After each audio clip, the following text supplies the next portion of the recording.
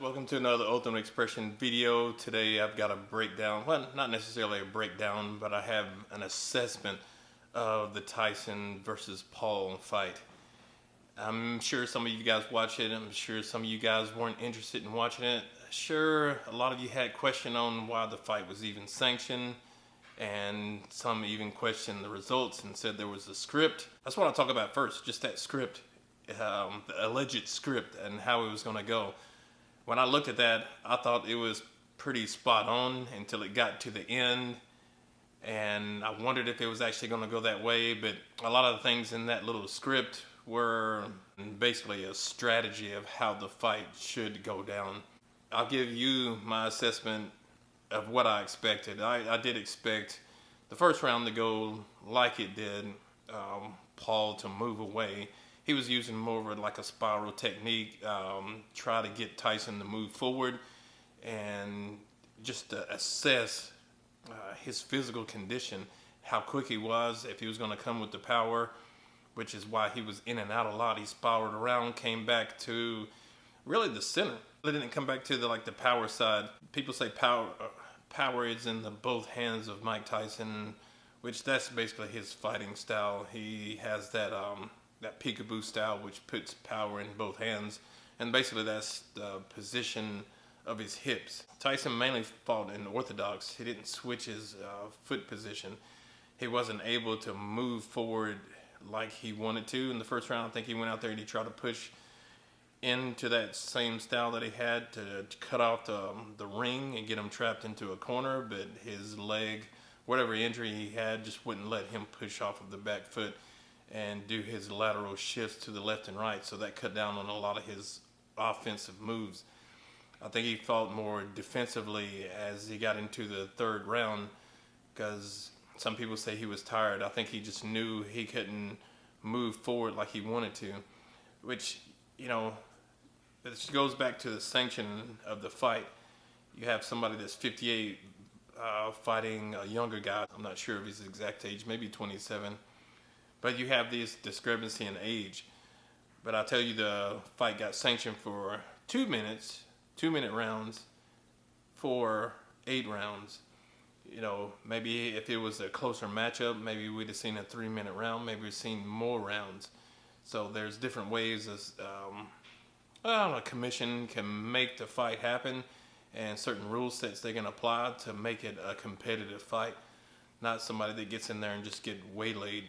Because I think that's what I was interested in, is just seeing a competitive fight, not just seeing somebody that got just totally used up. Paul does have great physical attributes when it comes to boxing, wrestling just as well, and they discredit him for a lot. But you heard Tyson speak on that himself, that he is a threat. You've seen his other fights.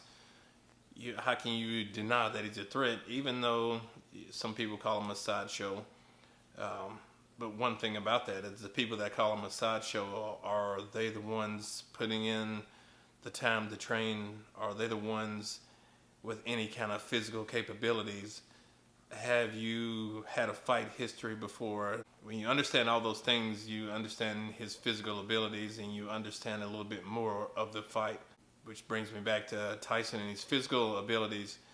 Moving forward, pushing off the foot, his fight style, he sat back a lot. He waited for Paul to come to him. Paul really didn't sit in front of him into the later rounds when he figured out he couldn't chase him down. He knew he could get some exchanges with him and score on him. And one reason I think he didn't really open up and try to go for the knockout is because if he stood in front of him and he missed the punch, he would pay for the punch. Something you may not see exactly from your point of view of sitting in front of your television set or your phone or your tablet is them in the corner, and they're moving the swelling out of Paul's eyes. They're moving the swelling around.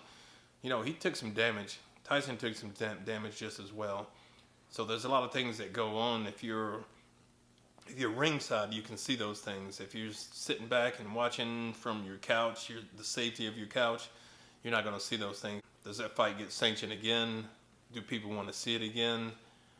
People want to see Tyson get out there and knock people out. That's what they want to see again. The other half want to see Paul get out there and knock him out.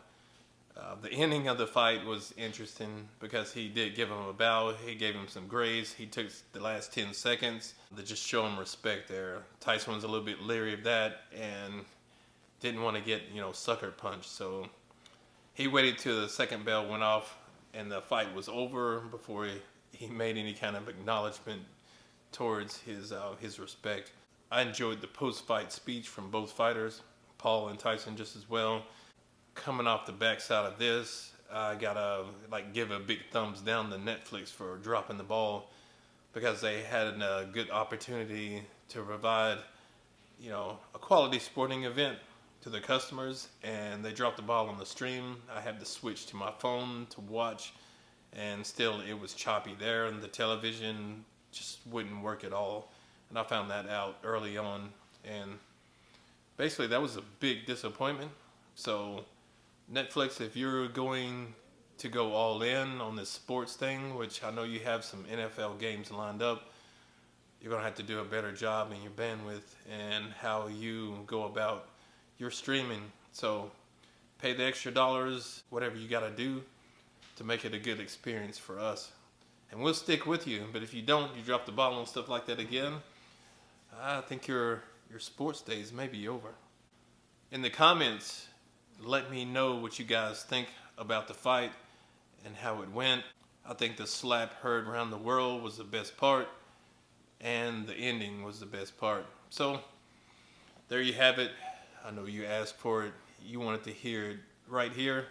Pretty much that's all I got. And a lot of you guys are not subscribed to the channel that are watching. So if you're not subscribed, make sure you hit the button down below and subscribe, and then subscribe again. That's it for me. I'm out of here. Catch a couple of my live streams. I know some of my gamer fans will be interested in those. And I'll get with you in the next video. Ultimate Expression 2025.